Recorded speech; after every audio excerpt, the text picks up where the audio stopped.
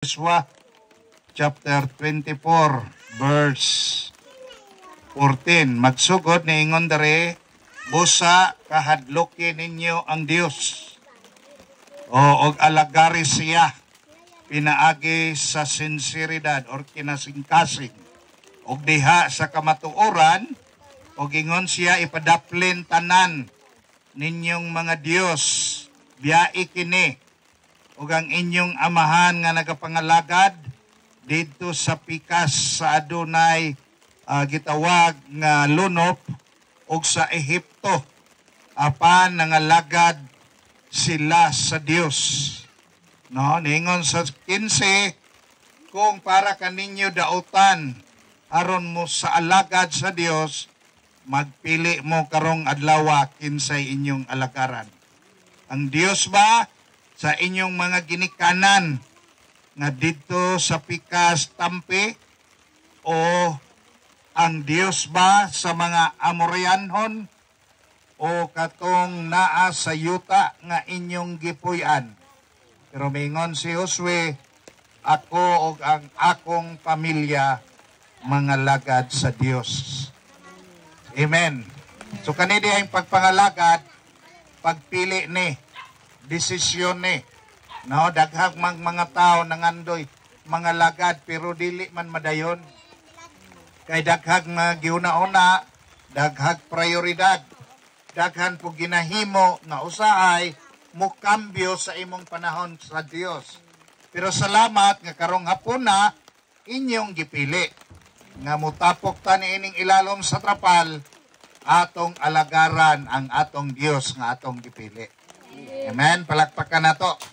Kung kabalo ko nga pinaagi sa atong pagkamatinud-anon, no, og diha sa kamatuoran, dili ta niya pasagdan.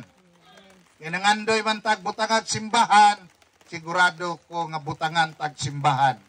Kay ngano man, sukad pa kaniadto ako nang nadunggan inyong testimonyo, no? Wala pa day ay wa patoy. Wa pay Pablo. Nangalagad na mo dire. No? So, pag-abot sa Pablo, wala ang inyong simbahan. Pero nipadayon mo, kay di man importante o unsay kahimtang, ang importante ang Dios nga inyong gilagaran. Amen? Palakpakan na itong Ginoo ni Ana. No? Kay bisan asa ta pwede. Gani si Jesus, panahon nga siya nag-ministeryo dire sa kalibutan, uban niya iyang mga disipulo, kung asa man sila maabtan, no? Mupahulay, dito sila magsimba, dito sila mag-Bible study, dito siya manudlo, no? Ilalom sa kahoy, kilid sa bukid, liwala sa disyerto, usahay, diha, ibabaw sa balay, kung asa man sila maabtan, ilang alagaran ng Diyos. So, kini di aing pagpangalagad, desisyon. Imong desisyon, apila imong pamilya, apila imong kaliwatan, kay nag-ingon ang Dios, tanan nga mga lagad sa Dios, akong panalanginan. Amen? Oh, palambuon ang ilang kinabuhi. No? Og tagaan importante, kining kinabuhi nga walay katapusan. No na nga akong hagit kaninyo, pilion lang ninyo ang pagpangalagad sa atong Dios. Adunay pagdasig si Apostol Pablo, no? Dire sa 1 Thessalonians, ang gidasig lang gyud ni Pablo, aron lang daw makapadayon kita diha sa pagpangalagad.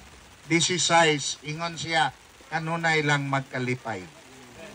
Amen? Kaning pagkalipay igsoon, di ni magdepende og unsay naa nimo. Unsa may imong sitwasyon, basta naa kay Kristo, bisan pag unsang klase nga kahimtang naa nimo, malipayon ka. Amen?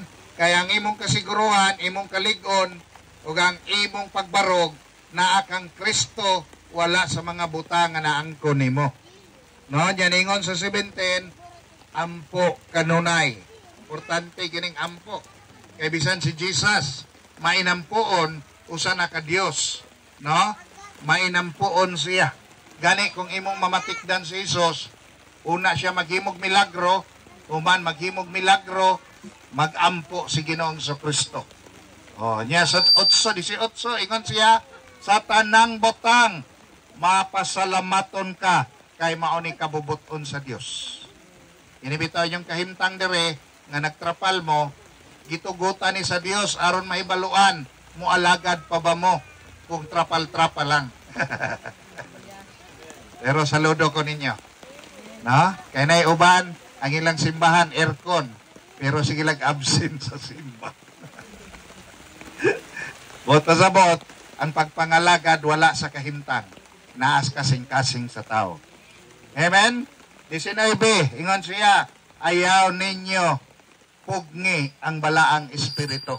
Kung manglihok siya, palihok ka. Tagay siya kagawasan.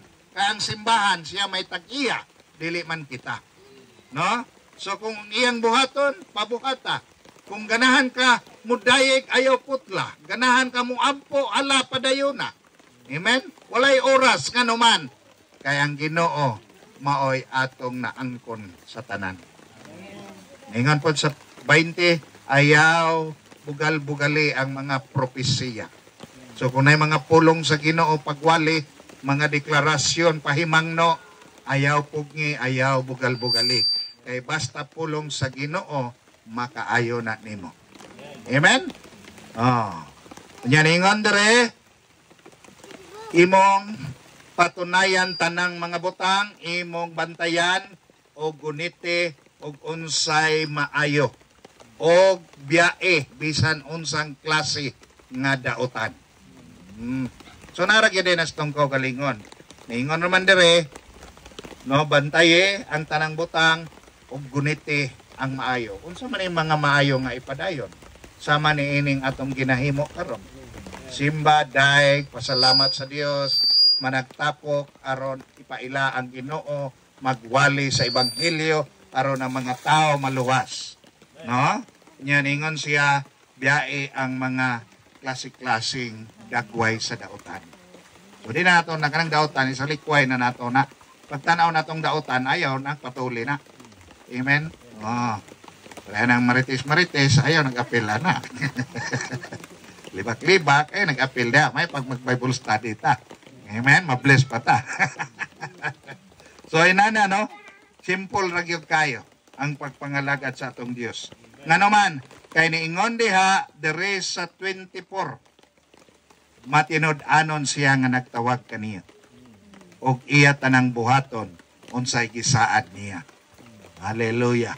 No? Tanan dayong gisaad sa Ginoo na sa pulong sa Dios, buhaton niya. O, nganong buhaton niya? Kay matinod-anon siya. Amen? Palakpakan natong Ginoo, og mayong hapon kanatong tanan. Kasi